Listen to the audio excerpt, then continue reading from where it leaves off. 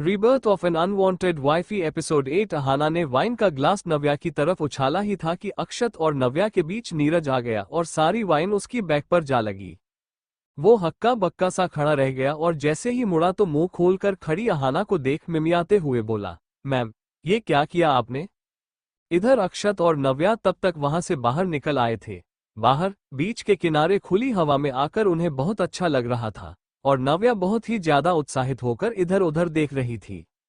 अक्षत ने सामने चल रहे कुछ कपल की तरफ इशारा करते हुए कहा, वो देखो, उन कपल्स की तरफ, कितने अच्छे लग रहे हैं ना वो साथ में। अक्षत की यह बात सुनकर नव्या ने कंफ्यूजन से उसकी तरफ देखा और फिर उन लोगों की तरफ देखने लगी जो सामने चल रहे थे। वहां पर कई कपल थे जो बाहों में बाहें डालकर एक दूसरे का हाथ पकड़कर बिना किसी झिझक के चल रहे थे और कुछ तो एक दूसरे को किस भी कर रहे थे क्योंकि वहां पर यह आम बात थी। उन लोगों को इस तरह साथ चलते हुए देखकर नव्या को भी काफी अच्छा महसूस हुआ। तभी अक्षत ने धीरे से उसकी उंगलियां अपनी उंगलियों में फंसाते हुए उसका हाथ पकड़ लिया। उसके ऐसा करने पर नव्या के गाल लाल हो गए। नव्या ने शर्म से मुस्कुराकर धीरे से अपने बालों को पीछे करते हुए कान के पीछे करते हुए कहा, अक्षत, क्या कर रहे हैं आप? और भी लोग हैं यहाँ पर, अगर हमें ऐसे किसी ने देख लिया तो? मेरा मतलब है कि वो अहाना। नव्या अपनी बात बोल ही रही थी कि अक्षत ने उसके होठों पर अपनी उंगली रखते हुए उसकी आंखों में देखकर कहा, शश, चुप रहो, हमारे बीच और किसी का नाम लेने की जरूरत नहीं है। और अगर कोई देख भी ले तो देख ले, मुझे किसी से फर्क नहीं पड़ता। मुझे तो बस तुम्हारे साथ चलना है, तुम्हारे हाथों में हाथ थामकर हमेशा के लिए। इतना कहते हुए अक्षत की पलकें बार बार झपक रही थीं। तभी नव्या ने उसकी तरफ देखते हुए कहा, लगता है आपने कुछ ज्यादा पी ली है। मैंने मना किया था। नव्या ने जैसे ही यह बात कही तो अक्षत ने कहा, रेड वाइन से कुछ नहीं होता है और मैं बिल्कुल ठीक हूँ। अब अगर मुझे अपनी बीवी का हाथ पकड़ना है तो क्या मैं वो भी नहीं कर सकता? इतना कहते हुए अक्षत ने नव्या के हाथ पर अपनी पकड़ और कस ली और उसे लेकर वहां से आगे बढ़ गया। वो दोनों वहीं समुंदर के किनारे टहल रहे थे। गीली रेत पर रात के वक्त चलते हुए उन्हें काफी अच्छा लग रहा था। नव्या ने कुछ देर के लिए अपना सिर अक्षत के कंधे पर टिका लिया और फिर उसके चेहरे की तरफ देखने लगी। वो इस वक्त काफी क्यूट लग रहा था। पूरी दुनिया से बेखबर वो दोनों एक दूसरे में गुम थे, इस बात से बिल्कुल अनजान कि कोई थोड़ी दूर से उन दोनों की तरफ ही देख रहा था। अक्षत ने सवाल किया, नवू, तुम्हारा मन नहीं करता इस तरह से मेरा हाथ पकड़कर चलने का, सबके सामने और पूरी दुनिया को बताने का कि मैं तुम्हारा हूं और तुम सिर्फ मेरी हो? ये बात अक्षत ने थोड़ी तेज आवाज में चिल्लाते हुए कही तो नव्या ने तुरंत ही उसके मुंह पर हाथ रख दिया और कहा, आप चिल्ला क्यों रहे हैं? नव्या ने उसकी आंखों में देखते हुए यह बात कही तो अक्षत ने उसके हाथ पर अपना हाथ रखा और फिर उसके हाथ को अपने होठों से हल्के से चूम लिया। नव्या को उसकी इस हरकत पर गुदगुदी महसूस हुई।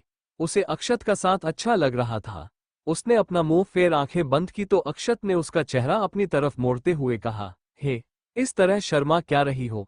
होठों से अभी सिर्फ हाथ छुआ है। इतना कहते हुए अक्षत ने उसे एक तरफ इशारा करते हुए कहा, हम वो करते हैं फिर शर्मा लेना। नव्या ने उसके इशारे की तरफ देखा तो कुछ दूरी पर एक कपल किस कर रहे थे। असल में जगह खास कपल्स के लिए ही थी। अक्षत ने भी आगे आकर नव्या के होठों को हल्के से चूम लिया तो नव्या की आंखें हैरानी से बड़ी हो गईं। उसने धीरे से अक्षत के कंधे पर मारते हुए मुस्कुराकर कहा, क्या कर रहे हैं आप, अक्षत? ठीक से खड़े रहिए। आप पक्का नशे में हैं।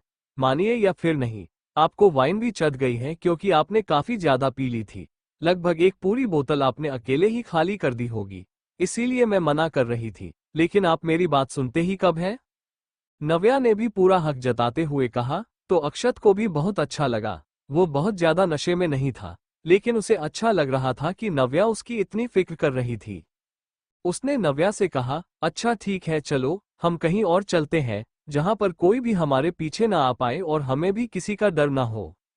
इतना कहते हुए उसने नव्या का हाथ पकड़कर उसे अपने साथ खींचा। नव्या ने पूछा, लेकिन कहाँ? अक्षत ने भी उसे अपने साथ ले जाते हुए कहा, अरे चलो तो सही, मैं तुम्हें यहाँ की बेस्ट चीजें दिलाता हूँ। तुम्हें पता है, यहाँ पास ही एक मॉल भी है जो कि बहुत फेमस है, आओ मैं दिखाता हूँ। ये कहते हुए कुछ दूरी पर अक्षत सड़क के दूसरी तरफ नव्या को ले गया, जहाँ एक बहुत बड़ा सा शॉपिंग मॉल बना हुआ था। नव्या ने कंफ्यूजन से उस तरफ देखा, लेकिन तब तक अक्षत उसे अपने साथ खींचते हुए सड़क तक ले आया था। नव्या ने भी कुछ नहीं कहा और चुपचाप अक्षत के साथ मॉल की तरफ बढ़ गई। हालांकि नव्या का शॉपिंग का कोई इरादा नहीं था, लेकिन अक्षत की खुशी के लिए वो उसके साथ जाने को तैयार हो गई। नव्या ने कहा, लेकिन क्या लेंगे हम यहाँ से? मुझे ऐसा कुछ भी नहीं खरीदना है। और क्या फेमस है यहाँ पर, आपको पता है, या नशे में कुछ भी बोल रहे हैं? नव्या के इन सवालों पर अक्षत ने जवाब दिया, हाँ हाँ, सब पता है मुझे, पहले भी आ चुका हूँ मैं फ्रेंड्स के साथ। चलो तुम मेरे साथ आओ, फिर मैं तुम्हें भी बताऊंगा। इतना कहकर वह नव्या को लेकर मॉल के अंदर चला गया। अभी रात होने को थी, इसलिए मॉल में ज्यादा भीड़ नहीं थी। कुछ लोग नजर आ रहे थे जो शॉपिंग करने में व्यस्त थे, और किसी ने भी उन पर ध्यान नहीं दिया। अक्षत ने अभी भी नव्या का हाथ पकड़ा हुआ था और उसे लेकर वो मॉल में एक बड़ी सी दुकान पर आ गया, जहां बहुत सारे सॉफ्ट टॉयज, ज्वेलरी, कपड़े, कॉस्मेटिक और बाकी चीजें मिल रही थीं। अक्षत ने एक्साइटेड होते हुए कहा, ये देखो, इतनी सारी चीजें हैं। बताओ तुम्हें क्या लेना है? मैं तुम्हें सब कुछ दिलाऊंगा, जो कुछ भी तुम्हें पसंद आएगा। तुम यहाँ से कुछ भी खरीद सकती हो। अक्षत ने सारी चीजों की तरफ इशारा करते हुए कहा। नव्या ने उन सब चीजों को ध्यान से देखते हुए कहा, नहीं, यहाँ पर ऐसा कुछ भी खास नहीं है, और मुझे सच में कुछ भी नहीं चाहिए। मैं पैसे बेवजह खर्च नहीं करती। नव्या के इस सीधे इनकार पर अक्षत ने कहा, अरे यार, क्यों इतनी बोरिंग हो तुम? देखो ना, मैं तुम्हें इतना अच्छा ऑफर दे रहा हूँ। बिना सोचे समझे कुछ भी ले सकती हो। फिर भी चलो, अच्छा, मैं खुद ही लेता हूँ।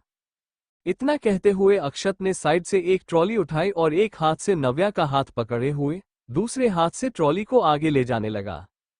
नव्या ने अपने सिर पर हाथ रखकर कहा, क्या हो गया है इन्हें? अब जबरदस्ती शॉपिंग भी कराएंगे क्या? इतना कहते हुए वो अक्षत के साथ ही चलने लगी। अक्षत, जो भी सामान उसे सामने दिख रहा था, वो सब कुछ ट्रॉली में रखता जा रहा था, और नव्या चुपचाप उसके पीछे चलती हुई ट्रॉली से सारा सामान उठाकर वापस अपनी जगह पर रखती जा रही थी।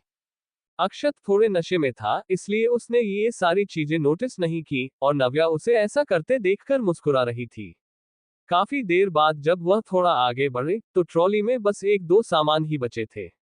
अक्षत ने बड़े भोलेपन से अपने गाल पर हाथ रखकर कहा, ये सिर्फ इतना सा ही क्यों हुआ?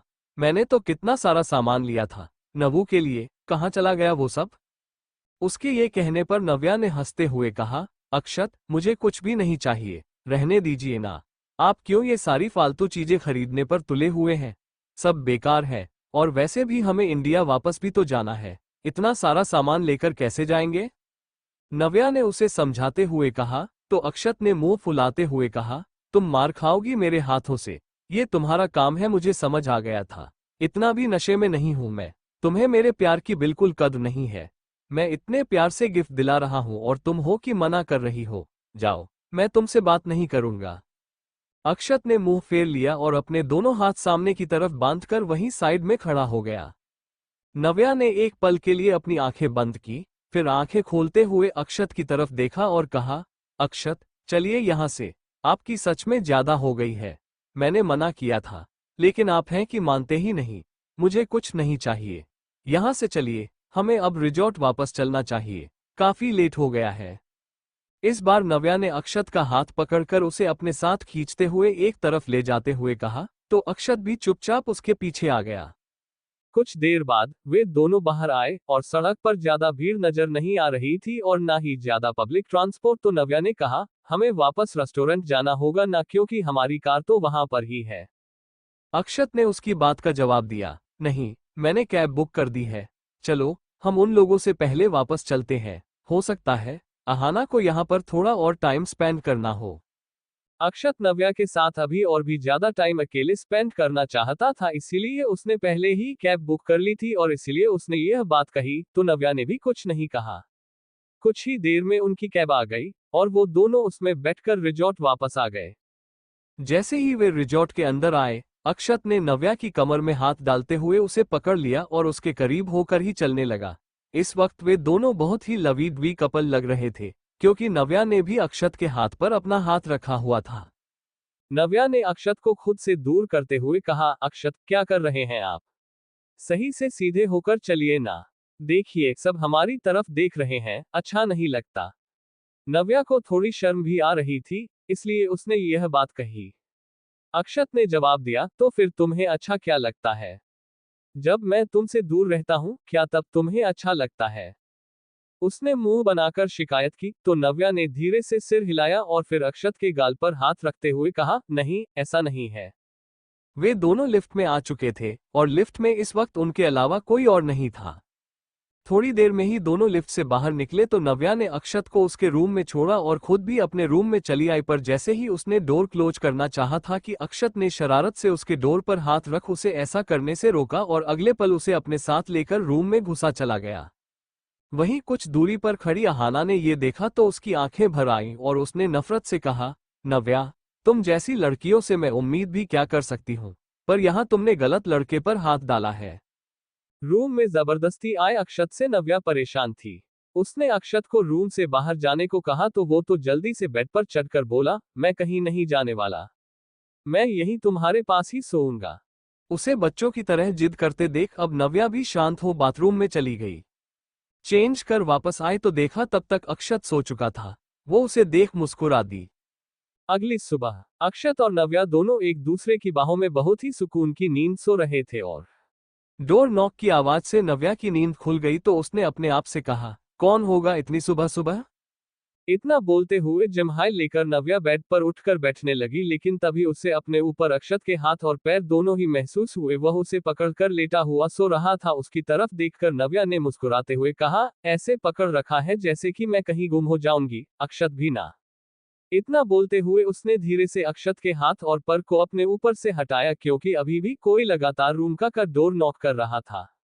उठने के बाद नव्या ने टाइम देखा तो 9 बजे बज रहे थे, इसलिए उसे लगा कि हो सकता है रिजॉर्ट से ही कोई रूम सर्विस के लिए हो, इसलिए वह आगे आए और उसने जैसे ही कमरे का दरवाजा अनलॉक किया, बाहर जो भी था उसने तुरंत ही डोर पर हाथ रखकर एकदम से पूरा डोर खोल दिया और अचानक से अंदर आने लगी। वह और कोई नहीं, अहाना थी। अहाना को अंदर आते देख नव्या ने घबराते हुए कहा, आप यहाँ क्या कर रही हैं इतनी सुबह सुबह और कहाँ जा रही हैं? नव्या अहाना के सामने आते हुए उसका रास्ता रोक कर खड़ी हो गई तो अहाना ने एकदम गुस्से से कहा, हट जाओ मेरे रास्ते से, मुझे अक्षत से मिलना है, मुझे पता है वो यहाँ पर ही है और तुमने ही उसे सिड्यूस किया होगा। अहाना की यह बात सुनकर नव्या की एकदम सिट्टी पिट्टी गुम हो गई। उसे समझ नहीं आया कि वह क्या करे और इसी बात का फायदा उठाते हुए अहाना एकदम ही कमरे के अंदर आ गई और उसने बेड पर सोते हुए अक्षत को देखा, जो कि इस वक्त शर्टलेस था और नव्या के बेड पर काफी आराम से सोया हुआ था।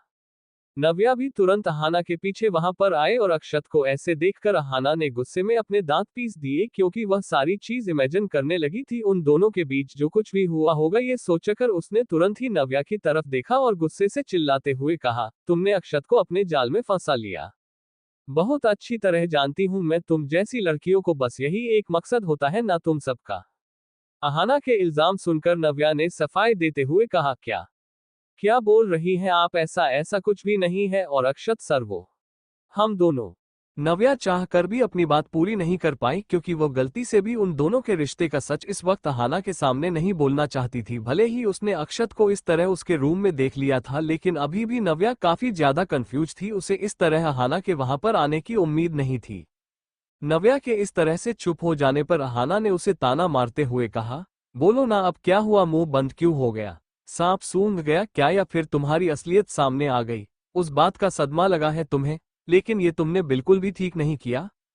अहाना ने गुस्से और तेज आवाज में चिल्लाते हुए कहा तो अक्षत की नींद खुल गई और वह भी आंख मलते हुए वहां पर उठ बैठा। नव्या कुछ भी बोल पाती उससे पहले ही अक्षत ने कहा, नवू, क्या हुआ, कौन है इतनी सुबह सुबह, कौन ऐसी पागलों की तरह चिल्ला रहा है? अक्षत ने अभी आंख खोलकर सामने नहीं देखा था, उसके कानों में सिर्फ आवाज पड़ रही थी, इसीलिए उसने यह बात पूछी और उसके सवाल पर नव्या ने अपने मन में कहा, अक्षत तो और ऐसी बात बोलकर बात बढ़ा रहे हैं। क्या बताऊं मैं, वैसे भी मैंने कल रात मना किया था, लेकिन मेरी सुनते कब है ये।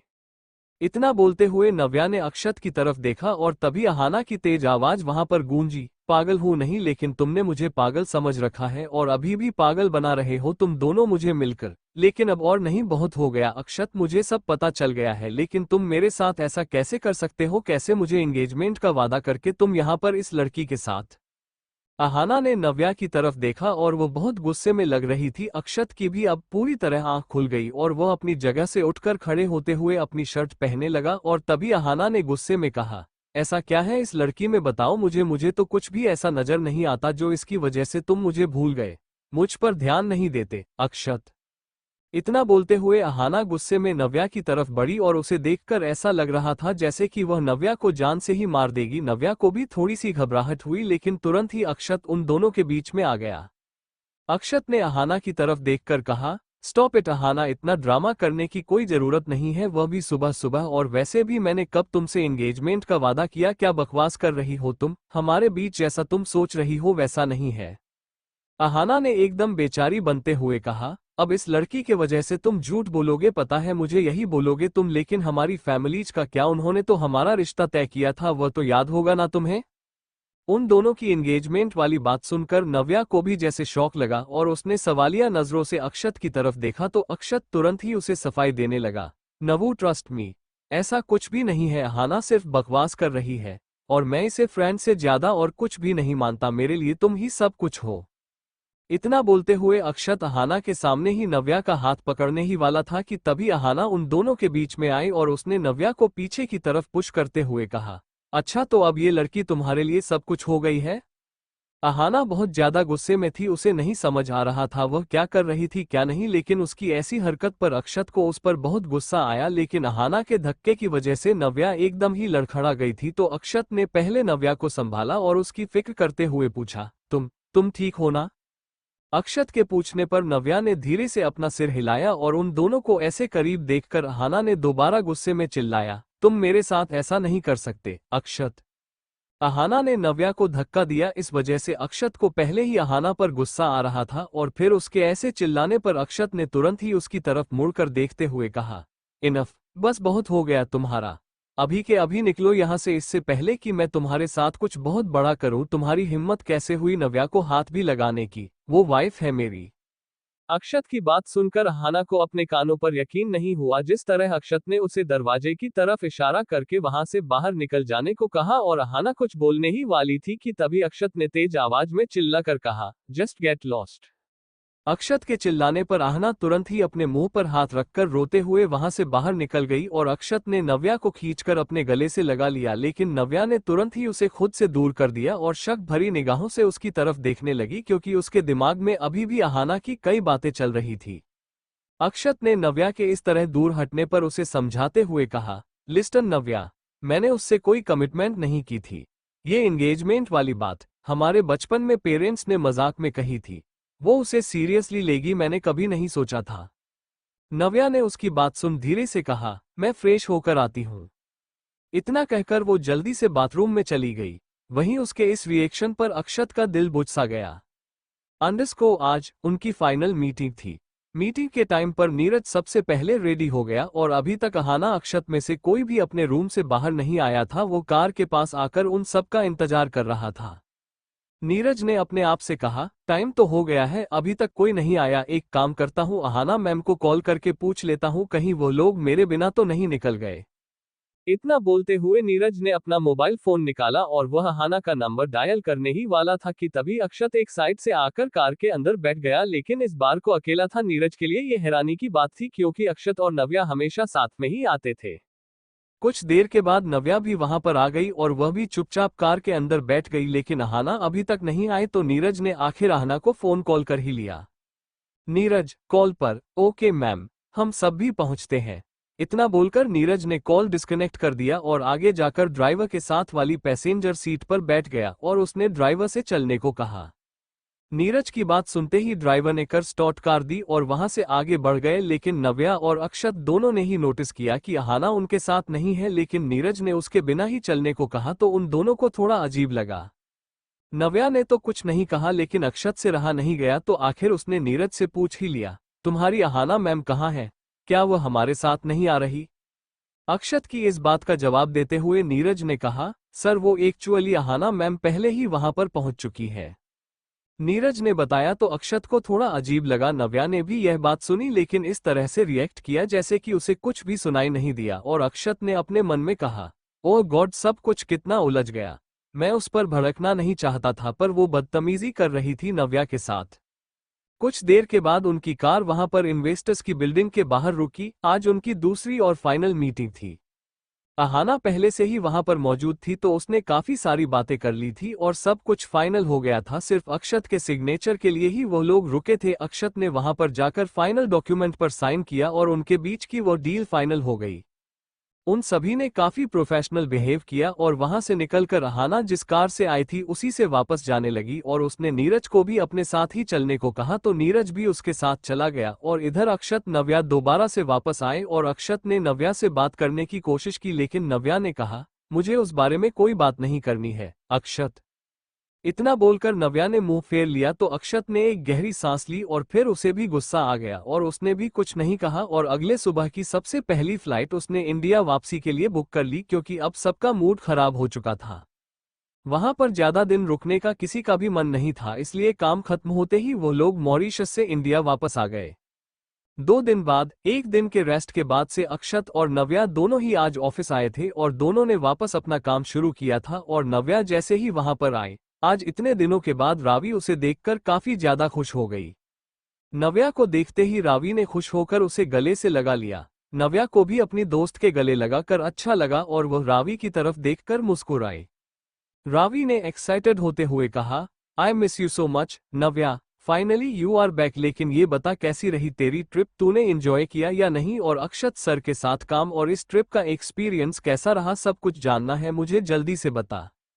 एक साथ इतने सारे सवाल सुनकर नव्या ने अपनी कुर्सी पर बैठते हुए कहा, बस कर यार, थोड़ी सांस तो ले लेने दे। मुझे लगा था तू सच में मुझे देखकर खुश है, लेकिन तुझे तो बस सब कुछ जानना है। नव्या की यह बात सुनकर रावी का मुंह बन गया और उसने कहा, हाँ बिल्कुल जानना है, लेकिन साथ में मैं बहुत खुश भी हूँ यार तुझे देखकर, और सच में मुझे तेरी बहुत याद आई। यहाँ पर मैं बिल्कुल अकेली हो गई थी और अकेले तो काम में भी मन नहीं लगता था, लेकिन कम से कम कुछ तो बता मुझे, तुझे इतना बड़ा मौका मिला, मैं तो सोच भी नहीं सकती इतनी दूर की ट्रिप के बारे में, और तू घूम कर आई है तो क्या मैं थोड़े से सवाल भी नहीं कर सकती। नव्या ने हल्के से उसके सिर पर मरते हुए कहा, तेरा अकेले भी काम में मन नहीं लगता था और अब मैं आ गई हूं तो भी फालतू की बातें और सवाल ही कर रही है। चल काम पर ध्यान देते हैं, क्योंकि ऐसा कुछ भी खास नहीं हुआ, वैसे भी बिजनेस ट्रिप थी, कोई घूमने नहीं गई थी मैं, इसलिए अपनी एक्साइटमेंट थोड़ी सी कम कर लो।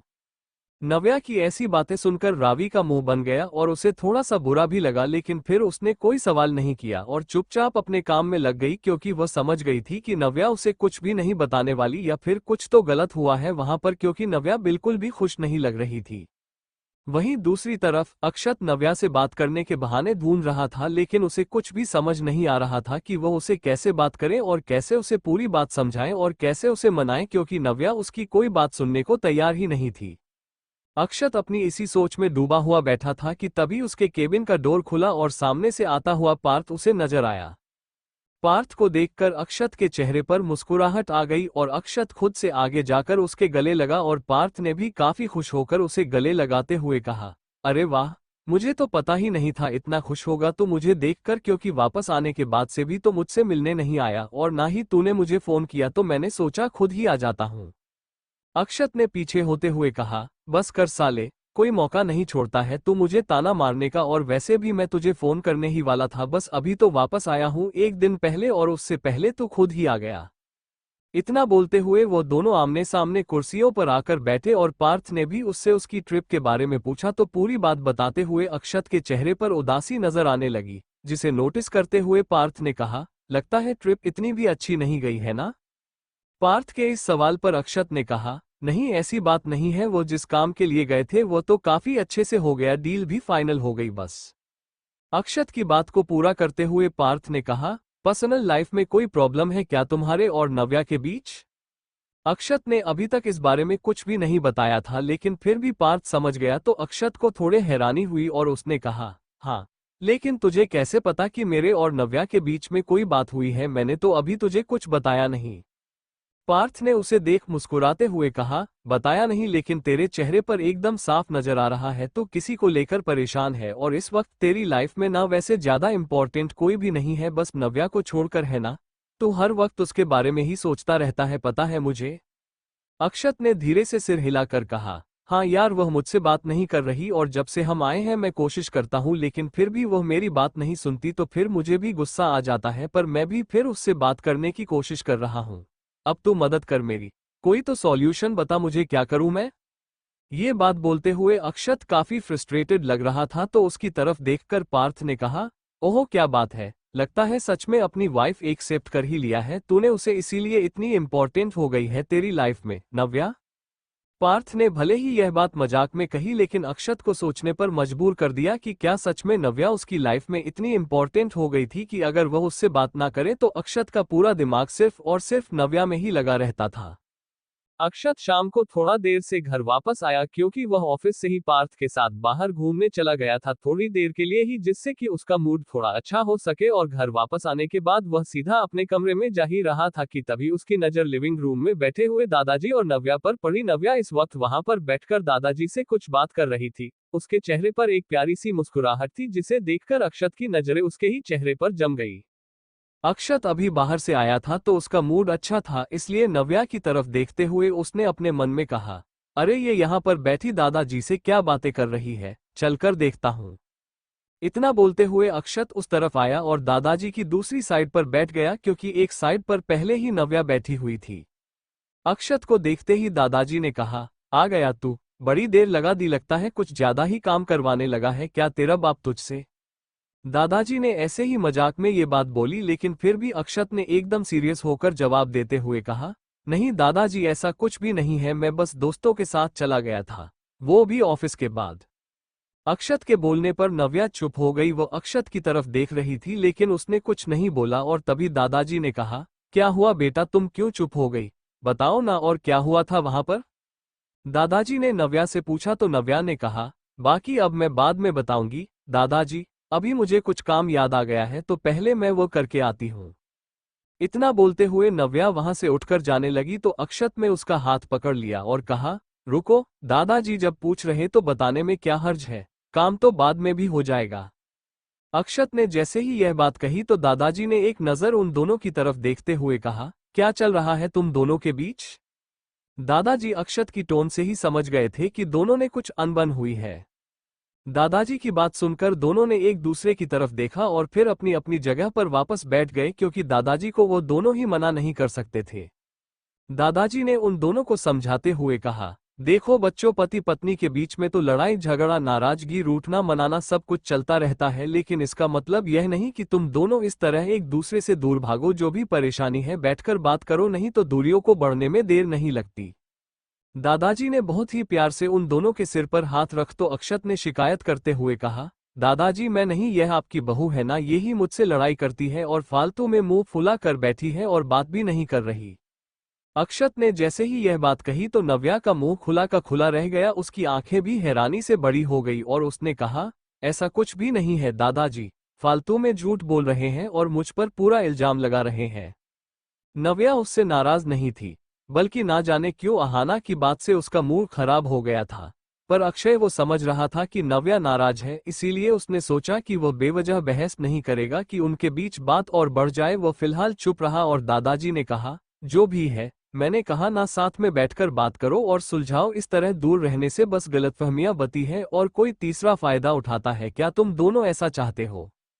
दादाजी की बात सुनकर उन दोनों ने एक नजर एक दूसरे की तरफ देखा और अक्षत नव्या दोनों ने एक साथ ही धीरे से नहीं में अपना सिर हिलाया तो दादाजी भी मुस्कुरा दिए और फिर कुछ देर बाद वहां से उठकर चले गए और उनके जाने के बाद नव्या भी सीधा अपने रूम की तरफ जाने लगी। अक्षत भी उससे बात करने के लिए उसके पीछे जाने ही वाला था कि तभी पीछे से किसी की आवाज ने उसे रोक लिया।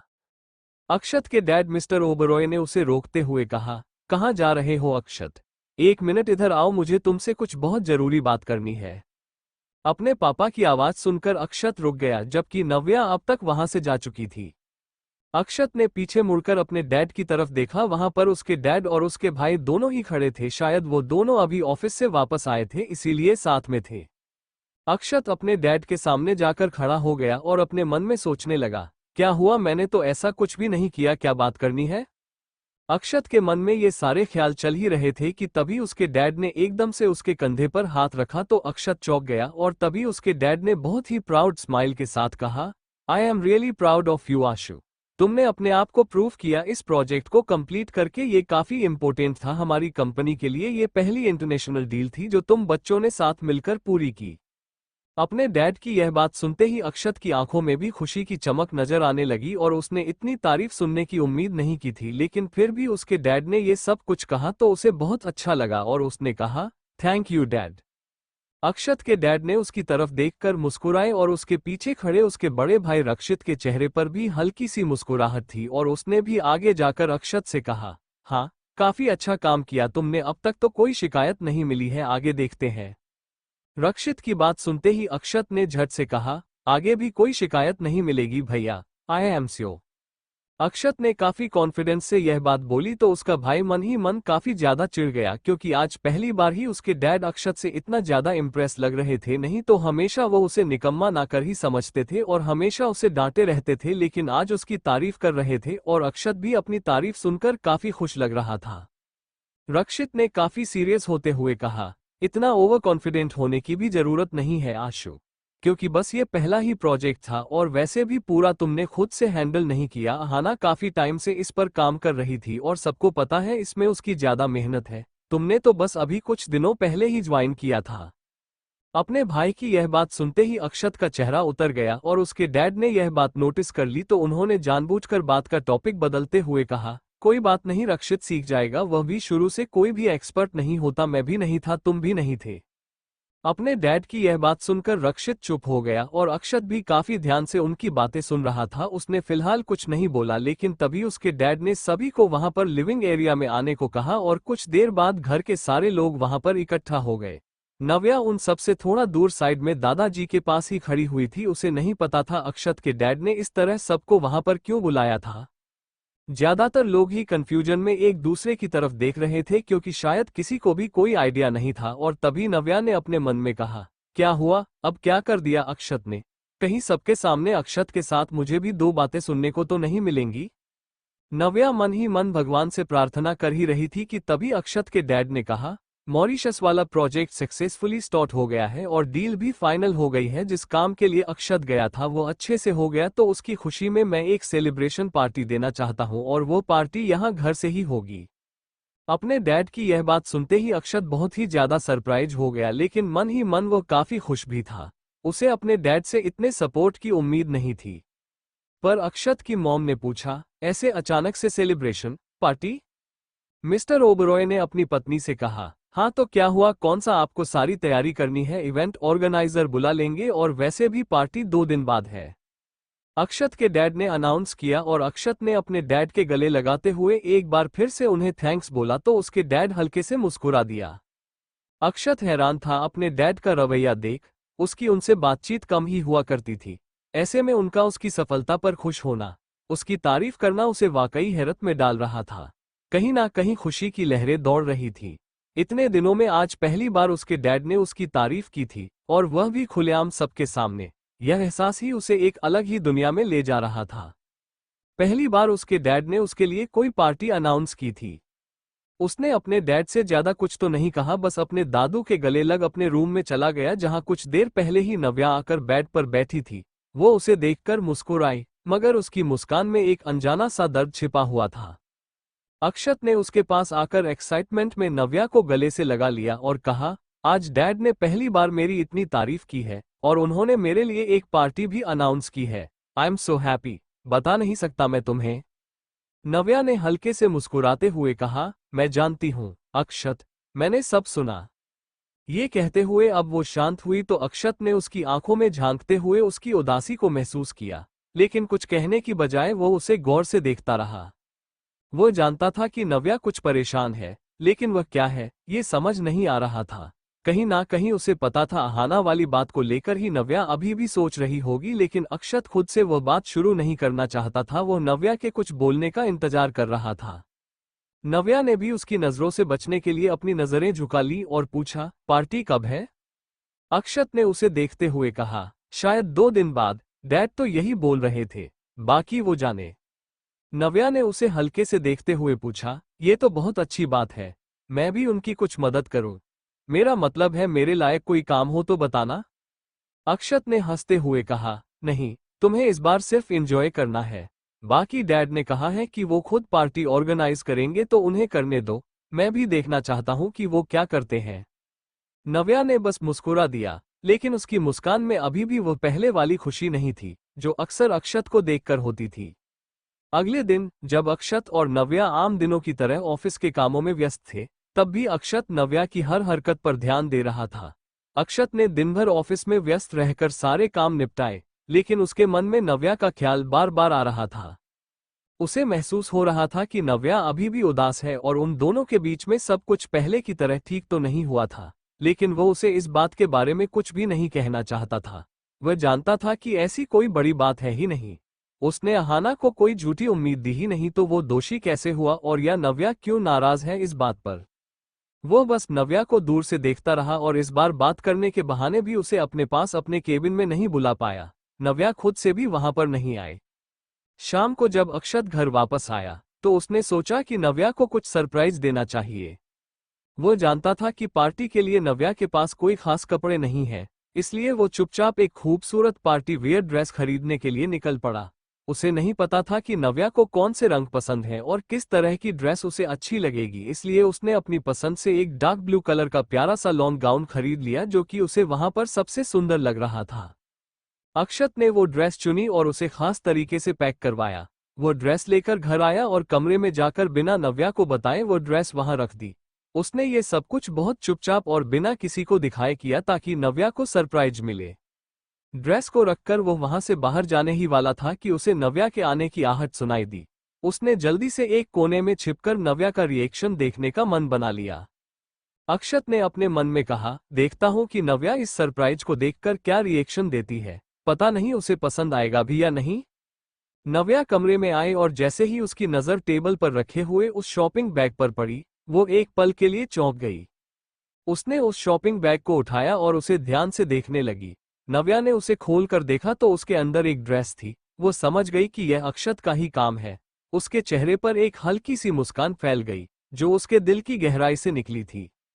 नव्या ने ड्रेस को देखकर हल्के से कहा, ये अक्षत ही कर सकते हैं, क्योंकि इस घर में और कोई भी नहीं है जो मेरे बारे में इतना सोचे और जरूर पार्टी के लिए अक्षत ये ड्रेस लेकर आए होंगे, उन्हें पता है मेरे पास ऐसे कपड़े नहीं होते हैं। नव्या उस ड्रेस को अपने हाथ में पकड़कर उसकी तरफ देखते हुए मुस्कुरा रही थी और फिर नव्या ने ड्रेस को प्यार से गले लगाया और फिर उसे वार्डरोब में सहेज कर रख दिया। अक्षत ने उसकी आंखों में छिपी हुई खुशी को देखा और उसे यह एहसास हुआ कि शायद उसका ये छोटा सा सरप्राइज नव्या के लिए बहुत बड़ा तोहफा बन गया था। अक्षत फिर वहां से चुपचाप बाहर गया, लेकिन उसके मन में नव्या की वह मुस्कान अब भी बसी हुई थी। वह जानता था कि उसने नव्या के लिए सही किया और अब वह इस पार्टी में उसे सबसे खास महसूस कराएगा, बिना किसी शोर शराबे के। नव्या उसकी ड्रेस को लेकर काफी खुश दिख रही थी, लेकिन उसने इस बारे में अक्षत से कोई बात नहीं की और अक्षत ने भी यह सोचकर चुप रहना ही सही समझा कि यह सरप्राइज यूं ही बना रहे।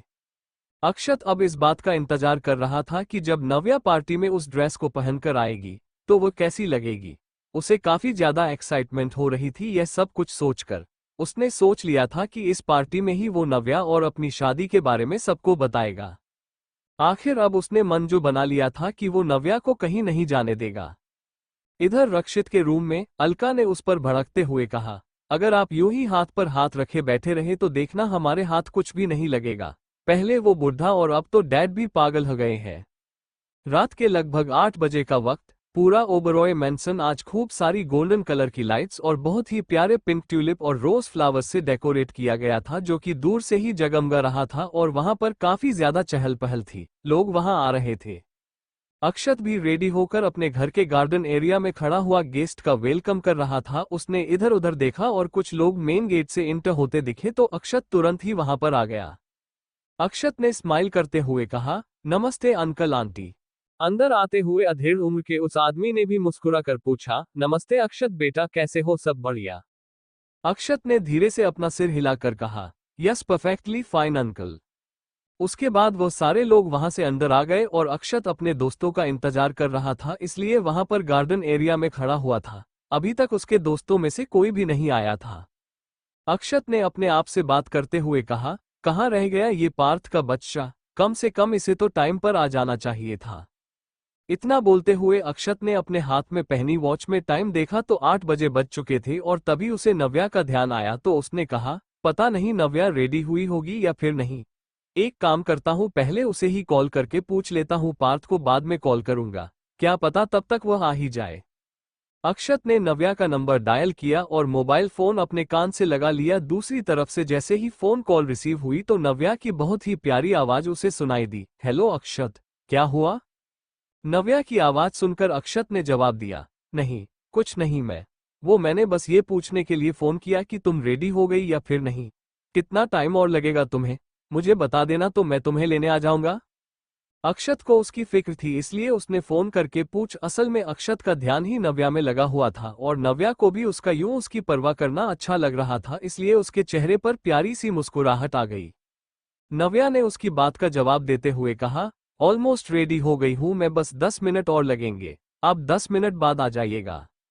अक्षत ने थोड़ा झिझकते हुए पूछा, ओके फाइन, वैसे तुम्हें ड्रेस पसंद आई ना?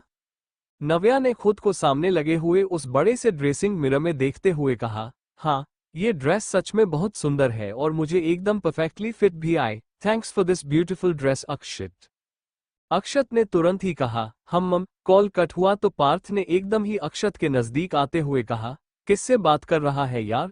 यहाँ पर खड़ा होकर मुझे लगा था तू मेरा वेट कर रहा होगा, लेकिन तू तो अलग ही बिजी है। पार्थ ने सुन लिया था कि वो नव्या से बात कर रहा था, इसलिए बस उसके मजे ले रहा था। अक्षत ने जल्दी से अपना फोन पीछे कर लिया और कहा, साले अब आ रहा है, कब से इंतजार कर रहा हूं।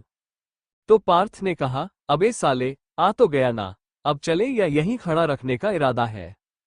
अक्षत ने अपने बालों में हाथ डालकर बालों को पीछे करते हुए इधर उधर देखकर कहा, अरे नहीं, आ जा। अक्षत और वे दोनों आगे बढ़े तो पार्थ ने पूछा, वैसे नव्या है कहाँ? तो अक्षत ने मुस्कुराते हुए कहा, रेडी हो रही है।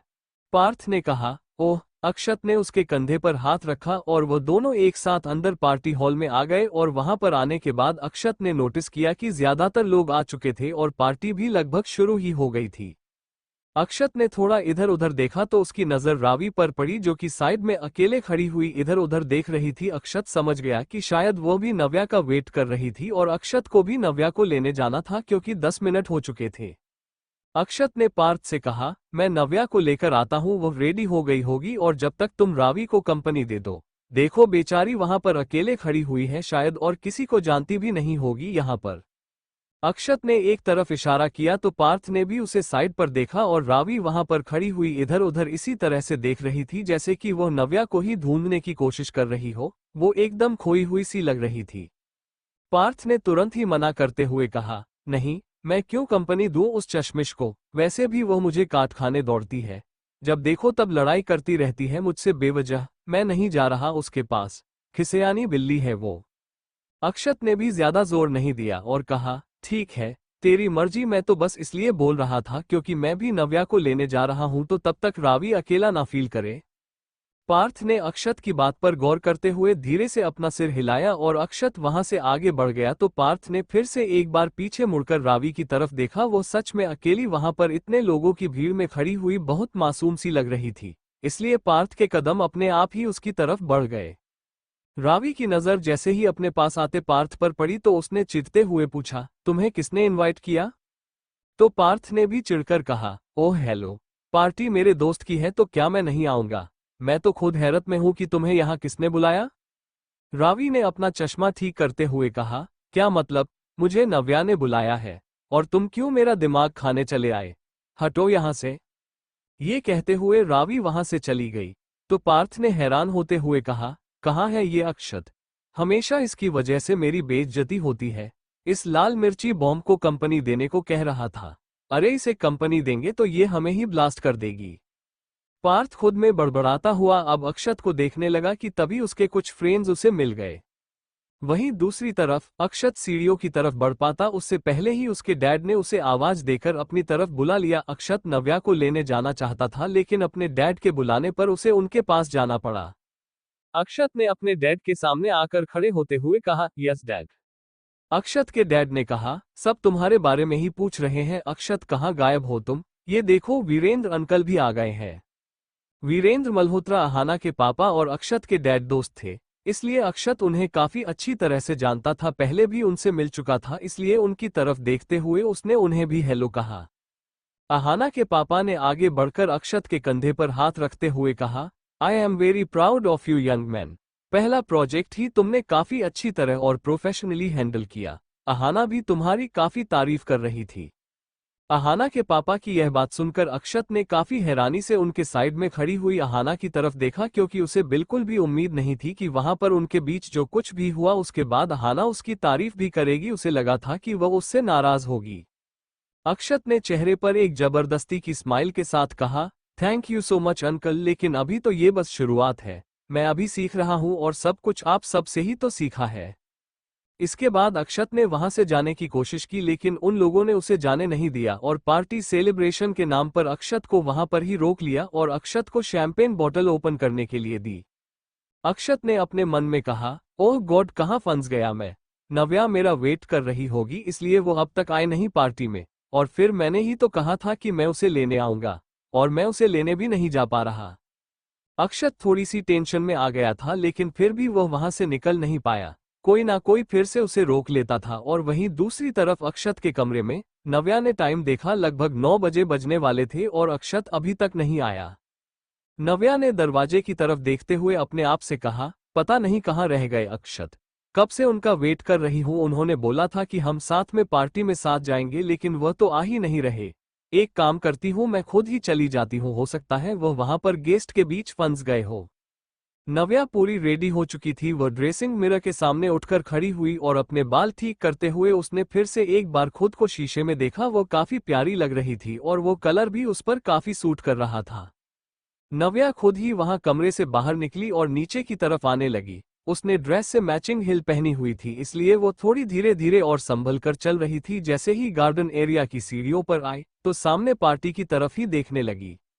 वहां पर काफी सारे लोग थे। नव्या उस तरफ देखते हुए नीचे उतरकर आई और सामने पार्टी में एकदम सेंटर में खड़े हुए अक्षत पर उसकी नजर पड़ी तो वह सीधा उस तरफ ही जाने लगी और साथ ही उसकी नजर अक्षत के बगल में खड़े हुए आदमी पर भी पड़ी, जिनके हाथ में माइक था और नव्या आज उन्हें पहली बार ही देख रही थी।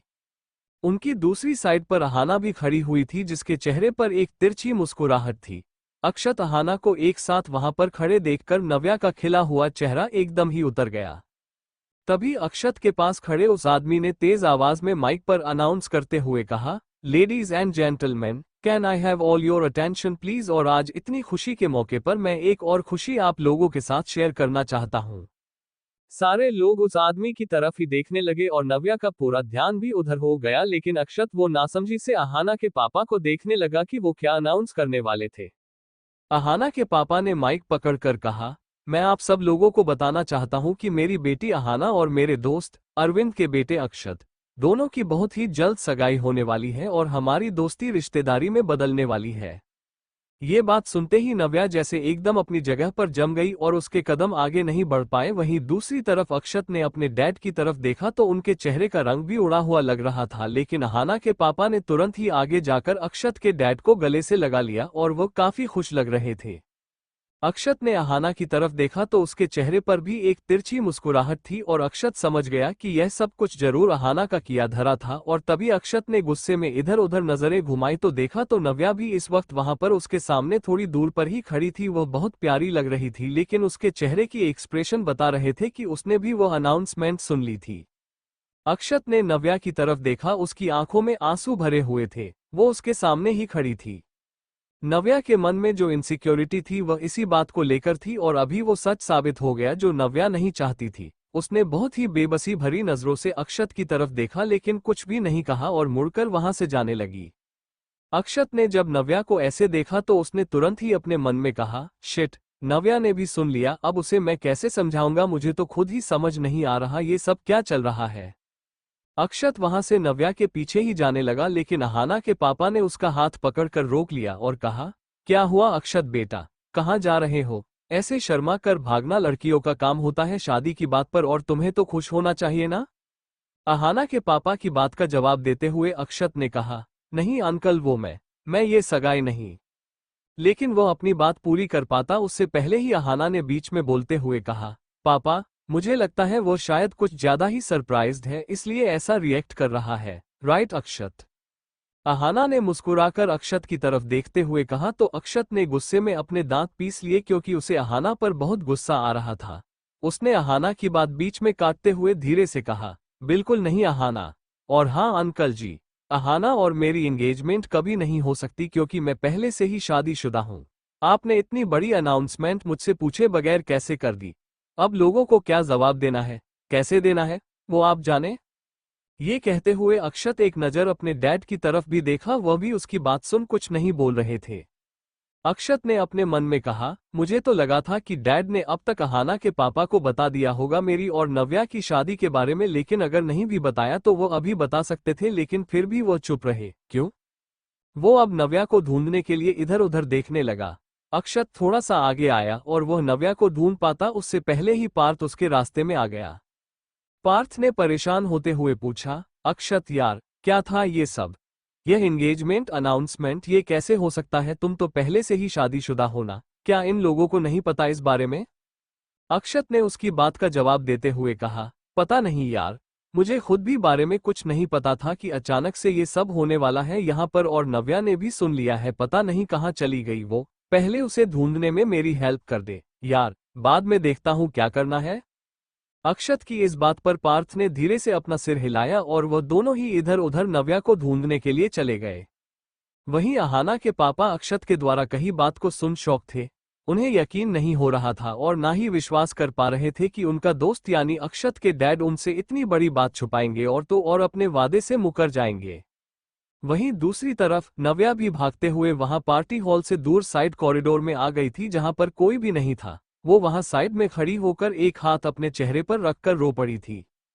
नव्या ने रोते हुए अपने मन में कहा, पता नहीं क्यों मेरे साथ ही ऐसा होता है, क्या मेरी किस्मत में कुछ भी अच्छा नहीं लिखा है? और अक्षत मेरे पति हैं, ऐसे कैसे उनकी सगाई अहाना से हो सकती है? उनकी हिम्मत कैसे हुई मेरे साथ इतना बड़ा धोखा करने की? नव्या ये सब कुछ सोच ही रही थी कि अचानक पीछे से किसी ने उसके कंधे पर हाथ रख तो नव्या एकदम ही चौंक गई और उसने पीछे मुड़कर देखा तो वहां पर रावी खड़ी हुई थी और रावी को देखते ही नव्या तुरंत ही आगे बढ़कर उसके गले लग गई। नव्या रावी के गले लगे हुए रो रही थी तो रावी ने उसके सिर और पीठ पर हाथ फेरते हुए कहा, चुप हो जा यार नव्या, ऐसे रोने से तो कुछ भी नहीं होगा ना। और अभी कौन सा एंगेजमेंट हुई है, हो सकता है कोई गलतफहमी हो गई हो, तू चुप हो जा। नव्या ने रोते हुए सिसकियां के बीच किसी तरह कहा, और क्या ही होना बाकी रह गया है, अब इतना कुछ तो हो गया, अपने पति की एंगेजमेंट किसी और से होने की अनाउंसमेंट सुनकर आई हूं मैं, अब और क्या होगा इससे बुरा। नव्या की बात सुनकर रावी को समझ नहीं आया कि वह उसे और किस तरह से समझाएं, क्योंकि उसे भी बहुत बुरा लग रहा था इस तरह अक्षत की किसी और से एंगेजमेंट होने के बारे में सुनकर, और इसीलिए जब उसकी नजर भागती हुई नव्या पर पड़ी तो वह भी तुरंत ही उसके पीछे यहाँ पर आ गई थी। रावी ने फिर से उसे समझाने की कोशिश करते हुए कहा, यार सिर्फ एंगेजमेंट के अनाउंसमेंट हुई है और ऐसा कुछ भी नहीं होगा। मुझे पता है अक्षत सर तुझे इतना बड़ा धोखा नहीं दे सकते, पक्का कोई मिसअंडरस्टैंडिंग हुई है। रावी अपनी बात पूरी कर पाती उससे पहले ही नव्या थोड़ा सा पीछे हुई और उसने रावी की बात बीच में काटते हुए कहा, कोई गलतफहमी नहीं है रावी, मुझे पता था इस बारे में, वहां पर मॉरिशस में भी बताया था अहाना ने कि उसकी और अक्षत की एंगेजमेंट होने वाली थी और हमारी शादी तो वैसे भी प्लान नहीं थी, तो क्यों वो मेरी वजह से अक्षत अपनी लाइफ के ओरिजिनल प्लान को कैंसिल करेंगे। इतना बोलते हुए नव्या की आंखों से लगातार आंसू बह रहे थे और रावी ने फिर से कुछ बोलना चाहा, लेकिन उससे पहले ही पार्थ और अक्षत दोनों वहां पर आ गए। नव्या को रोते देखकर अक्षत तुरंत ही उसके सामने आया और उसने कहा, नव्या, तुम यहाँ पर क्या कर रही हो? मैं कब से तुम्हें ढूंढ रहा था और तुम रो क्यों रही हो? नव्या के आंसू देखकर अक्षत को बहुत ही बुरा लगा, क्योंकि उसे पता था नव्या के इन आंसुओं की वजह भी वो ही था। भले ही इन सब में उसकी कोई गलती नहीं थी, लेकिन वो ना तो एंगेजमेंट की अनाउंसमेंट होने से रोक पाया और ना ही सबके सामने मना कर पाया। रावी अभी भी वहां पर खड़ी थी। नव्या ने अक्षत की बात के जवाब में कुछ भी बोलने से पहले रावी और पार्थ की तरफ देखा तो पार्थ ने धीरे से रावी का हाथ पकड़ा और उसे अपनी तरफ खींचते हुए कहा, चलो यहाँ से और उन्हें अकेले में बात करने दो। रावी नव्या के पास रुकना चाहती थी, लेकिन उसे पता था इस वक्त नव्या को उससे ज्यादा अक्षत से बात करने की जरूरत है और अगर वह दोनों बात करेंगे तो हो सकता है गलतफहमी क्लियर हो जाए, इसलिए रावी ने कुछ नहीं कहा और चुपचाप पार्थ के साथ वहां से चली गई। रावी और पार्थ के जाते ही नव्या ने गुस्से से कहा, रो नहीं तो क्या हंसू, खुशियां मनाओ अपने पति की किसी और के साथ एंगेजमेंट की अनाउंसमेंट सुनकर, नाचू क्या। नव्या का गुस्सा जायज था, इसीलिए अक्षत ने कुछ भी नहीं कहा। उसने बस अपना सिर नीचे झुका लिया और धीमी आवाज में कहा, सॉरी नव्या, मुझे पता है तुम बहुत हर्ट हो, बट बिलीव मी, मुझे कोई भी आइडिया नहीं था इस बारे में। नव्या ने हाथ दिखाकर अक्षत को चुप कराते हुए कहा, प्लीज अक्षत, रहने दीजिए, आप कोई सफाई नहीं सुननी है मुझे। और आप क्यों सफाई दे रहे हैं? आखिर मैं लगती ही कि क्या हूं आपकी? हम तो वैसे भी अलग होने। नव्या अपनी बात पूरी कर पाती उससे पहले ही अक्षत ने अचानक ही उसे अपनी तरफ खींचा और उसके होठों पर अपने होंठ रखकर उसकी बोलती बंद कर दी, जिससे कि वो आगे ना बोल पाए, क्योंकि अक्षत बिल्कुल भी उसके और अपने अलग होने वाली बात नहीं सुनना चाहता था। सुनना तो दूर, वो ऐसा कुछ सोचना भी नहीं चाहता था। इसीलिए वो एकदम ही गुस्से में नव्या को रफली किस करने लगा। नव्या की आंखों से अभी भी आंसू निकल रहे थे, लेकिन अक्षत के इस तरह से किस करने पर वह भी थोड़ी देर के लिए इमोशंस में बह गई और अपनी आंखें बंद करके अक्षत का साथ देने लगी। कुछ बोल बाद अक्षत ने उसके होठों को छोड़ा, लेकिन उससे ज्यादा दूर नहीं हुआ। बड़े ही प्यार से अक्षत ने उसके दोनों गालों पर हाथ रखकर उसकी आंखों में देखा हुए कहा, तुम्हें सच में लगता है कि मैं अहाना के साथ कोई रिश्ता रखूंगा? क्या थोड़ा सा भी ट्रस्ट नहीं है तुम्हें मुझ पर? तुम्हें कहा था ना मैंने कि मुझे अहाना में कोई इंटरेस्ट नहीं, तो फिर तुम्हारी हिम्मत कैसे हुई मेरी बात को इग्नोर कर फालतू की बात सुन उस पर रोने की? हम अक्षत के उसे प्यार से डांटने पर नव्या ने अपनी भरी भरी आंखों से उसे देखा तो अक्षत ने उसे कमर से पकड़ अपने और करीब खींच उसके गाल पर अपने होंठ रखे हुए फुसफुसाकर उससे पूछा, तुम्हें कहा था ना मैंने कि अब हम हमेशा साथ रहेंगे? तुम ये बात भूल कैसे गई? बोलो। अक्षत उसके बेहद करीब खड़ा हुआ था और उसके होंठ हौले से नव्या के गाल छू रहे थे। ऐसे में नव्या की दिल की धड़कनें शोर करने लगी थी, मगर उन दोनों को उससे भी बड़ा शोर सुनाई दिया, जिसे सुनकर दोनों ही मुड़े तो पीछे खड़े शख्स को देख हैरान हो गए। अक्षत और नव्या दोनों ने ही मुड़कर देखा था तो पीछे खड़ी अलका कुछ सकपका गई और अब जल्दी से वहां से भाग निकली। वहीं अक्षत का मन नव्या को देख अब पार्टी में बिल्कुल नहीं था। जैसे तैसे पार्टी खत्म हुई। अहाना के पापा भी मिस्टर ओबरॉय से नाराज होकर जल्दी ही वहां से चले गए। पार्टी खत्म होने के बाद सारे गेस्ट जा चुके थे और अभी अक्षत और उसकी फैमिली के सारे लोग वहां पर हॉल में ही इकट्ठा थे और अक्षत नव्या का हाथ पकड़कर उन सबके सामने ही खड़ा था। रक्षित ने काफी इरिटेट होते हुए कहा, क्या है अक्षत, अब तुम्हारा तो ड्रामा खत्म नहीं होता? क्यों रोका है तुमने हम सबको यहाँ पर? पार्टी के बाद हम सब थके हुए हैं, रेस्ट करना है। तुम्हें जो भी बोलना है जल्दी बोलो। अपने भाई की बातें सुनकर अक्षत ने बहुत ही अविश्वास से उनकी तरफ देखा। उसे सच में उनकी बातों पर विश्वास नहीं हो रहा था। अक्षत ने हैरानी से कहा, सच में भाई, ऐसे टाइम में आपको रेस्ट की पड़ी है और इतना भी क्या थक गए आप? इतनी बड़ी बात हो गई और आपको ये सब मेरा ड्रामा लगता है? अक्षत की इस बात पर उसका भाई रक्षित कुछ भी बोल पाता उससे पहले ही रक्षित की पत्नी अलका ने कहा, और नहीं तो क्या, सही तो बोल रहे हैं रक्षित, तुम्हें तो हमेशा से ही शौक है बस सबकी अटेंशन खुद पर चाहिए। अब क्या बात हो गई? अलका ने अपनी आइस रोल करते हुए अक्षत की तरफ इस तरह से देखा जैसे कि अक्षत उसके लिए बहुत ही ज्यादा बड़ी परेशानी की वजह हो और अक्षत अपनी भाभी की बात का जवाब दे सकता था, लेकिन उसे इस वक्त वो जरूरी नहीं लगा। अक्षत ने अपनी बात रखते हुए कहा, ठीक है, जिसे नहीं रुकना वो जा सकता है। वैसे भी मुझे डैड से बात करनी है। बताइए डैड, क्यों किया आपने ऐसा? कैसे आप मेरी एंगेजमेंट अनाउंस कर सकते हैं जबकि आपको अच्छी तरह से पता है मैंने शादी कर ली है? नव्या मेरी वाइफ है, फिर भी क्या इसीलिए आपने ये पार्टी रखी थी? अक्षत ने पहले अपने डैड की तरफ बहुत ही मायूसी से देखा और फिर अपने साइड में खड़ी हुई नव्या की तरफ। नव्या भी अक्षत की फैमिली वालों का रवैया नोटिस कर रही थी और उसे वह सब कुछ बिल्कुल भी ठीक तो नहीं लग रहा था। अक्षत की बात का जवाब देते हुए उसके डैड ने कहा, आशु, मेरी बात का भरोसा करो, मुझे इस बारे में कुछ भी नहीं पता था। मेरे लिए भी वो अनाउंसमेंट काफी शॉकिंग थी। मुझे नहीं लगा था कि वीरेंद्र ऐसे अचानक से तुम्हारी और अहाना की एंगेजमेंट अनाउंस कर देगा, लेकिन शायद वो कुछ ज्यादा खुश था इसीलिए उसने ऐसा किया। अक्षत ने अपने डैड की तरफ देखते हुए पूछा, क्या सच में आपको इस बारे में नहीं पता था? उसके डैड ने धीरे से अपना सिर हिलाया और वो कुछ बोल पाते उससे पहले ही अक्षत की मॉम ने बीच में बोलते हुए कहा, बस भी करो आशु, हर बात के लिए कब तक दूसरों को ही ब्लेम करते रहोगे, क्योंकि इस बार गलती तुम्हारी है और वैसे भी तुम्हारा और अहाना का रिश्ता काफी पहले से तय हो चुका था। ऐसे में तुम अगर किसी को भी उठाकर घर ले आओगे तो उसके लिए हम में से कोई भी तुम्हें सपोर्ट नहीं करने वाला, कभी भी। अक्षत ने तुरंत ही कहा, प्लीज मॉम, मैं ऐसे ही उठाकर नहीं लाया, बाकायदा शादी करके अपनी पत्नी बनाकर उसे यहाँ पर लाया हूँ, इसलिए नव्या के बारे में कुछ भी मत बोलिए और वैसे भी मुझे आपका सपोर्ट नहीं चाहिए। मैं किसी को भी ब्लेम नहीं कर रहा हूँ, मैं बस इतना बोल रहा हूँ कि जब मैं पहले से ही शादीशुदा हूँ तो मेरी किसी और से एंगेजमेंट कैसे हो सकती है? क्या इतनी सी बात आप लोगों को समझ में नहीं आती? अक्षत की मॉम ने गुस्से से कहा, इस लड़की के लिए तुम अब हम सब के खिलाफ बोल रहे हो? इतनी ज्यादा इंपॉर्टेंट हो गई है ये लड़की अब तुम्हारी लाइफ में कि तुम्हें अपने घर वाले, अपने मॉम डैड और अपने भाई भाभी बुरे लगने लगे हैं?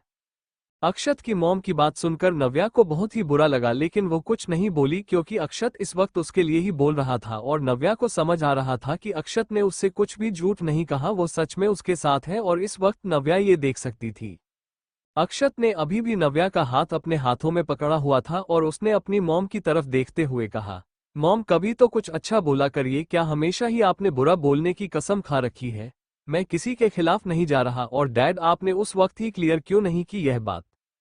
आखिरी सवाल भी अक्षत ने अपने डैड की तरफ देखते हुए ही किया था क्योंकि उसे पता था कि मॉम से बात करना तो बिल्कुल ही बेकार था। अक्षत के डैड ने सफाई देते हुए कहा, सब कुछ बहुत अचानक हुआ, हमें कुछ भी समझ नहीं आया और वहां पर इतने सारे लोग थे, हम अगर तुरंत ही मना करते तो फिर सब इस बारे में बात करने लगते और इससे हमारी कंपनी पर भी असर पड़ता क्योंकि तुम दोनों की शादी किन हालातों में हुई है हम सबको क्या जवाब देंगे, जबकि हमें खुद ही कुछ नहीं पता था इस बारे में। अक्षत के भाई भाभी अभी भी वहां पर साइड में खड़े थे और दादाजी भी वहां पर बीच में पड़ी हुई कुर्सी पर बैठे हुए थे और सबकी बातें सुन रहे थे। उन सब की बातें सुनकर दादाजी ने अपनी जगह से उठकर खड़े होते हुए कहा, बस करो तुम सब, बात को खत्म करना सीखो और अगर कोई परेशानी है तो उसका हल निकालो, इस तरह आपस में एक दूसरे से बहस करने से कुछ भी नहीं ठीक होगा। दादाजी की बात सुनकर अक्षत ने तुरंत ही उनके सामने आते हुए कहा, लेकिन दादाजी नव्या मेरी पत्नी है, मैं उसके अलावा और किसी के बारे में नहीं सोच सकता, ये गलत होगा ना? ऐसे में मुझे लगता है जितनी जल्दी बात क्लियर हो जाए उतना बेहतर होगा। अक्षत ने बहुत ही समझदारी से कहा तो दादाजी ने उसकी बात पर कहा, हाँ बेटा, तुम दोनों को कोई अलग नहीं कर रहा, तुम पति पत्नी हो और मैं तुम्हारे साथ हूँ, कोई सगाई नहीं होगी, तुम्हारी इन लोगों को जैसे भी मना करना होगा, यह इनकी टेंशन है, तुम टेंशन मत लो, मैं तुम्हारे साथ हूँ।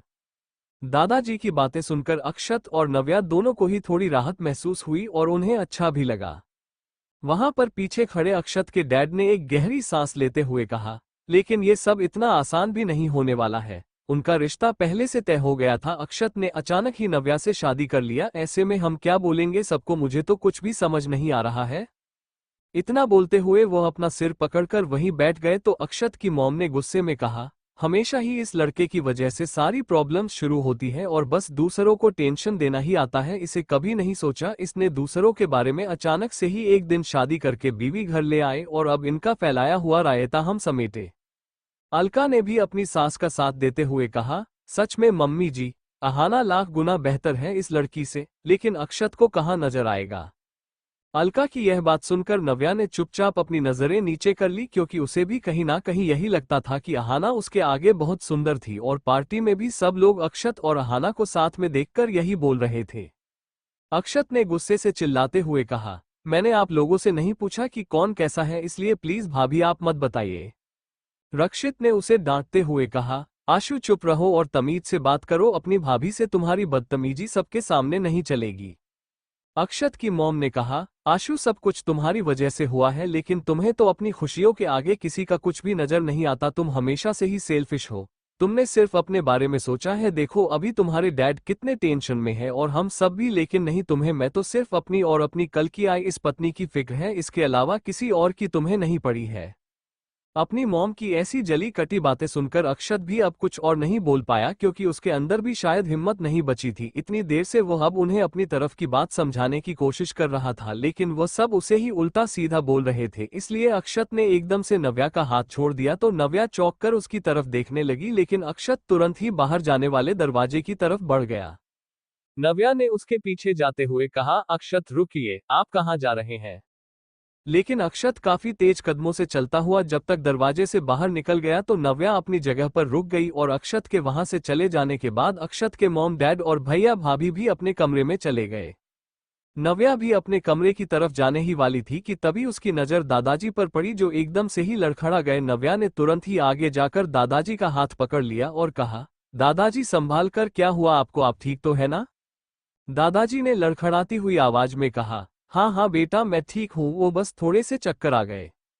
नव्या उन्हें संभालते हुए उनके कमरे तक ले गई और उसने दादाजी को बेड पर बिठाते हुए कहा, नहीं आप बिल्कुल भी ठीक नहीं है दादाजी, आप अपना ध्यान रखिए और आज दवाई ली आपने नहीं ली होगी, वैसे भी पार्टी में बिजी थे सब, रुकिए मैं आपको दवाई देती हूँ। इतना बोलकर नव्या ने साइड वाले ड्रा में रखे हुए बॉक्स से दवाइयां बेड के सिरहाने से टेक लगाकर और पैर फैलाकर बैठ गए। नव्या ने उन्हें कमर तक कंबल उड़ा दिया और उनके सामने ही बैठ गई। नव्या बहुत ही परेशान लग रही थी और उसकी परेशानी दादाजी को समझने में जरा भी देर नहीं लगी, इसलिए उन्होंने पूछा, क्या हुआ बेटा, कुछ पूछना है, कोई बात है क्या मन में? दादाजी के इतना कहते ही नव्या ने तुरंत ही कहा, हाँ दादाजी, वो जब से मैं यहाँ पर आई हूँ तब से ही मैं ये बात नोटिस कर रही हूँ, अक्षत की मॉम कभी भी उसे अच्छे से बात क्यों नहीं करती, मेरा मतलब है वो उनके बेटे हैं लेकिन फिर भी वो हमेशा अक्षत को ऐसे ही उल्टा सीधा बोलती है, जबकि रक्षित भैया के साथ तो कितनी अच्छी तरह पेश आती है। कितना फर्क है उनके बर्ताव में अपने दोनों बेटों के लिए। वैसे ही अलका भाभी और मेरे साथ भी वो अलग तरह पेश आती है, मुझ पर तो हमेशा ही अपना गुस्सा निकलती रहती है, पता नहीं मैं उनका क्या बिगाड़ा है। दादाजी ने उसकी बात का जवाब दिया, वो बस इसीलिए क्योंकि तुम अक्षत की पत्नी हो, इसीलिए वो तुम्हें पसंद नहीं करती। नव्या ने तुरंत ही कहा, हाँ ये तो मैं समझ सकती हूँ कि चलो मुझे वो पसंद नहीं करती क्योंकि अक्षत ऐसे अचानक से मुझे शादी करके यहाँ पर ले आए इस वजह से, लेकिन अक्षत कर उनके साथ ऐसा बुरा बर्ताव क्यों? दादाजी ने काफी मायूसी से कहा, वो उसकी माँ होती तब अच्छा बर्ताव करती ना उसके साथ। दादाजी की बात सुनते ही नव्या को बहुत ज्यादा हैरानी हुई और उसने एकदम से कहा, क्या क्या मतलब? उसकी माँ होती तो इस बात से क्या मतलब है आपका दादाजी? नव्या ने ऐसा कुछ भी नहीं सोचा था जो अभी अभी दादाजी ने कहा, इसीलिए उसे जैसे सदमा लगा और वो इस बात पर यकीन करने की कोशिश कर रही थी। दादाजी ने एक पल के लिए अपनी आंखें बंद की और फिर अपनी आंखें खोलकर नव्या की तरफ देखते हुए कहा, हाँ यही सच है बेटा, ये मेरी बहू जो है वो अक्षत की असली माँ नहीं है, क्योंकि अक्षत मेरे बेटे का नाजायज बेटा है। दादाजी की यह बात सुनते ही नव्या की आंखें हैरानी से बड़ी हो गई और उसने पूछा, अक्षत नाजायज बेटे हैं? ये कैसे हो सकता है? वह तो छोटे हैं रक्षित भाई से, तो फिर और अक्षत की माँ वो कहाँ है? मुझे कुछ भी समझ नहीं आ रहा दादाजी, प्लीज मुझे पूरी बात बताइए। नव्या ने एक साथ इतने सारे सवाल किए तो दादाजी ने उसकी तरफ देखते हुए कहा, लगता है अब सही वक्त आ गया है तुम्हें पूरी बात बताने का, क्योंकि तुम अक्षत की पत्नी हो इसलिए तुम्हें पूरा हक है ये सच जानने का। लेकिन उससे पहले मैं तुम्हें एक बात बता दूं कि इस बारे में अक्षत को कुछ भी पता नहीं है और वह अपनी सौतेली माँ को ही अपनी असली माँ मानता आया है अभी तक। ये बात बोलते हुए दादाजी काफी ज्यादा मायूस हो गए। नव्या को भी उनकी तकलीफ नजर आ रही थी, लेकिन इस वक्त नव्या अक्षत के बारे में सब कुछ जानना चाहती थी क्योंकि वो हमेशा से ही अक्षत के लिए उसके परिवार का बर्ताव देख रही थी और जब से वो शादी करके आई थी तब से ही कोई उसे भी पसंद नहीं करता था। नव्या ने धीरे से दादाजी के पैरों पर हाथ रखते हुए कहा, ठीक है, अगर आप नहीं चाहते कि अक्षत को कुछ भी पता चले तो मैं अक्षत को कुछ भी नहीं बताऊंगी, लेकिन मुझे पूरी बात जाननी है, प्लीज आप मुझे बताइए। नव्या की बात सुनकर दादाजी ने कहा, मुझे नहीं पता अगर उसे इस बारे में पता चल गया तो वह कैसा रिएक्ट करेगा, लेकिन मुझे बहुत डर लगता है। उसे होने से बचपन से लेकर आज तक मैं ही उसे पाल पोस कर बड़ा किया है और अगर मैं ना होता तो शायद वह आज जिंदा भी नहीं होता, इसीलिए मुझे उससे सबसे ज्यादा लगाव है। क्योंकि गलती मेरे बेटे की थी तो मुझे नहीं लगता अक्षत को इसकी सजा मिलनी चाहिए, लेकिन कहीं ना कहीं वो सजा भुगत रहा है। नव्या ने उन्हें तसल्ली देते हुए कहा, नहीं दादाजी ऐसा नहीं है, आप तो उनसे इतना प्यार करते हैं, कम से कम उन्हें आपका प्यार मिला। और कहाँ है अक्षत की माँ? और कैसी गलती? प्लीज पूरी बात बताइए मुझे। दादाजी ने धीरे से अपना सिर हिलाया और उसे पूरी बात बताते हुए कहा, बहुत साल पहले की बात है रक्षित, यही कुछ 4 साल का रहा होगा उस वक्त अरविंद और उसकी पत्नी सुप्रिया बहू के बीच किसी बात को लेकर बहुत ही बड़ा झगड़ा हो गया था और सुप्रिया बहू अपने मायके वापस चली गई थी। 1-2 साल तक वह वापस नहीं आए और इस बीच अरविंद एकदम अकेला पड़ गया था क्योंकि वह रक्षित को भी अपने साथ लेकर चली गई थी। मैंने अपने बेटे का अकेलापन देखा था और उसने सुप्रिया बहू को मनाने की बहुत कोशिश की थी, लेकिन उसने उसकी बात सुना तो दूर मिलने तक से इनकार कर दिया था। मुझे आज भी नहीं पता उनके बीच लड़ाई झगड़ा किस बात को लेकर हुआ था, लेकिन जो भी था बात कुछ ज्यादा ही बढ़ गई थी। नव्या जैसे अपनी सांस रुके हुए काफी ध्यान से दादाजी की बातें सुन रही थी और इतना सुनकर उसने कहा, आपको भी नहीं पता किस बात को लेकर झगड़ा हुआ था? नव्या ने ऐसे ही उत्सुकतावश ये सवाल पूछ लिया तो दादाजी ने धीरे से नहीं में अपना सिर हिलाया और कहा, हो सकता है पति पत्नी के बीच का कोई निजी मामला रहा हो, इसीलिए मैंने ज्यादा दखलंदाजी नहीं की। मुझे लगा था कुछ दिनों बाद उसकी नाराजगी खत्म होगी तो वह वापस आ जाएगी या अरविंद उसे मान लेगा, लेकिन ऐसा नहीं हुआ। और इस बीच अरविंद अपनी पीए गायत्री से बहुत ही ज्यादा नजदीक आ चुका था। मुझे इस बारे में कुछ भी पता नहीं था, लेकिन वह अक्सर हमारे घर आती रहती थी। बहुत ही प्यारी बच्ची थी, मुझे आज भी याद है उसकी मुस्कुराहट एकदम अक्षत की तरह ही थी। ये बात बोलते हुए दादाजी के चेहरे पर भी हल्की सी मुस्कुराहट याद आ गई, शायद वो कुछ अच्छे पलों को याद कर रहे थे। उनकी बातें सुनकर नव्या ने अपने मन में सोचा, क्या सच में ऐसा कुछ हुआ था? मैं तो कभी ऐसा कुछ इमेजिन भी नहीं कर सकती थी। सच में ये बड़े लोग जितने बड़े उनके घर होते हैं उससे भी ज्यादा बड़े और गहरे राज दफन होते हैं इन बड़े घरों की ऊंची ऊंची दीवारों के पीछे। नव्या की फिलहाल कुछ भी बोल नहीं, क्योंकि वो पहले पूरी बात जानना चाहती थी। उससे पहले वो बीच में कुछ भी ऐसा बोलकर दादाजी का मूड खराब नहीं करना चाहती थी, क्योंकि उसे पता था सिर्फ दादाजी ही है जिसकी वजह से उसे आज ये बात पता चली, नहीं तो वह भी अक्षत की तरह हमेशा ही अंधेरे में रहती।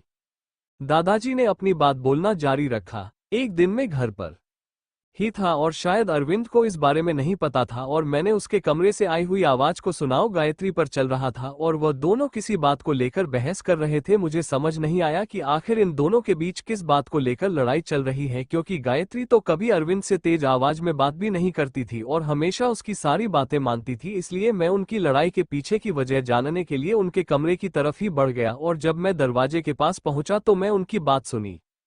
नव्या ने एकदम से कहा, वो क्या बात थी?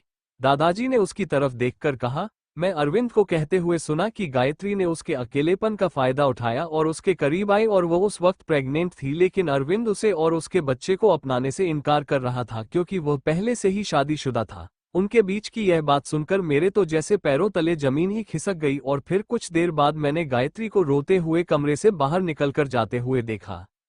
ये बात सुनकर नव्या का मुंह भी हैरानी से खुला रह गया। दादाजी ने आगे बताते हुए कहा, उस दिन मैंने उन दोनों की बातें सुनी, लेकिन फिर भी मैं उनमें से किसी से भी कुछ पूछ नहीं पाया। लेकिन उस दिन के बाद मैं फिर गायत्री को कभी भी घर आते नहीं देखा, और मैं जब अरविंद से गायत्री के बारे में पूछा तो उसने भी मुझे कोई ठीक ठाक जवाब नहीं दिया, और वो मुझसे कटा कटा सा रहने लगा था। मुझे नजर भी नहीं मिलता था, जैसे कि उसे अपनी गलती का एहसास था, लेकिन फिर भी सारा इल्जाम उसने बस उस बच्ची पर लगा दिया। मुझे बहुत बुरा लगा था गायत्री के लिए। अपनी बात बोलते हुए दादाजी एकदम चुप हो गए और उनकी आंखों में आंसू भर आए थे, वो सब कुछ याद करके। नव्या ने उन्हें ऐसे देखा तो उसे भी थोड़ा दुख हुआ, लेकिन अपने मन में चल रहे सवालों को भी वह रोक नहीं पाए, और उसने कहा, और फिर क्या? आपने कुछ भी नहीं किया उन दोनों के लिए, लेकिन फिर अक्षत वो यहाँ पर कैसे आए आप लोगों के साथ रहने? और उनकी मॉम, उनका क्या हुआ? कहाँ है वो? क्या उन्हें पता है अक्षत के बारे में? दादाजी ने नव्या की बात का जवाब देते हुए कहा, मैंने सब कुछ पता किया, और अक्षत भी अगर आज यहाँ पर हमारे बीच है तो वह भी सिर्फ मेरी वजह से, और अगर वो जिंदा है वह भी सिर्फ मेरी वजह से। नहीं तो अपने बाप की किए की सजा उसे भुगतनी पड़ती, और अस्पताल में अपनी माँ के साथ वह मासूम बच्चा भी शायद उसी दिन आखिरी सांस लेता जिस दिन उसने पहली सांस ली थी। अक्षत को कुछ हो जाता ये सोचकर ही नव्या को भी अपने दिल में दर्द महसूस हुआ, पता नहीं क्यों, लेकिन वो अब उससे बहुत ही ज्यादा इमोशनली कनेक्ट हो चुकी थी, इसलिए वह इस बारे में सोच भी नहीं पाई। उसकी आंखों में भी आंसू भर आए। उसका दिल शायद इतना मजबूत नहीं था कि वह आगे की पूरी बात सुन पाती, लेकिन किसी तरह उसने खुद को स्ट्रांग बनाया पूरी बात सुनने के लिए, क्योंकि यह अभी उसके लिए और अक्षत दोनों के लिए जरूरी था।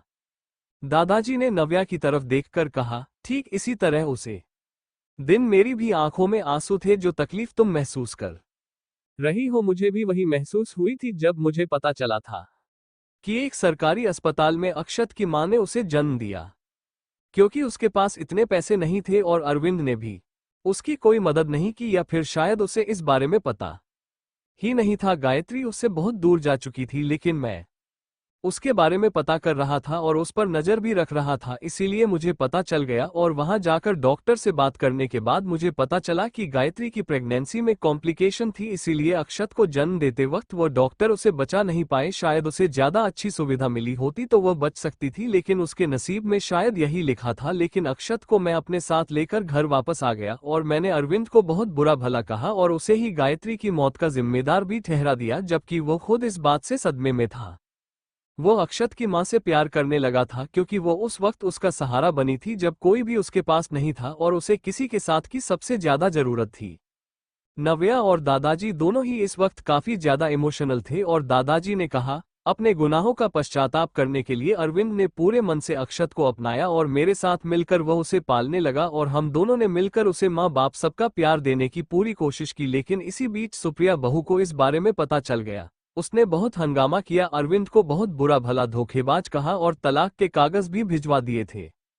ये बात सुनकर नव्या के मन में अक्षत की मॉम के लिए नफरत और भी ज्यादा बढ़ गई। उन्हें समझ नहीं आया कि इन सब में भला अक्षत की क्या गलती थी, वह उसे क्यों इतनी नफरत करती थी और उसके पापा की गलतियों की सजा भला अक्षत क्यों भुगत रहा था। नव्या ने एकदम चौंकते हुए पूछा, क्या? Thank you for listening. मुझे उम्मीद है आपको ये स्टोरी पसंद आई होगी। अगर आपको पसंद आई है तो प्लीज लाइक और कमेंट करना ना भूलें और मोर स्टोरीज के लिए सब्सक्राइब करें। मिलते हैं नेक्स्ट वीडियो में।